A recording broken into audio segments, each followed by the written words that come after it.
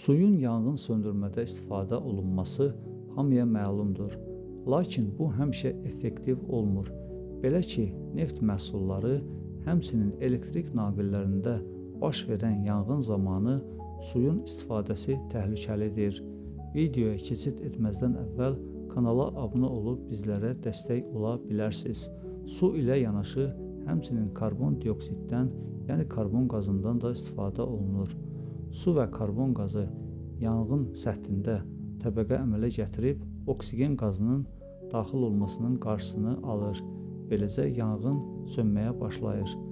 Su ilə yanaşı həmçinin köpükləndirici maddələrdən də istifadə olunur ki, bu köpük də yanğın üzərində təbəqə yaratdığından yanmanın qarşısını alır.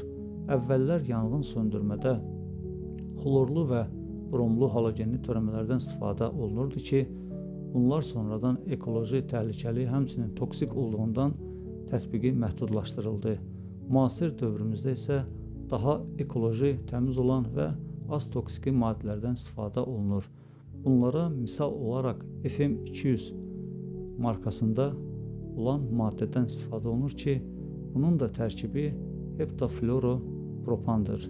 Həmçinin Noveç 1230 adlı markadan da istifadə olunur ki, bunun da tərkibi dodesil fluor 2-metil pentandır.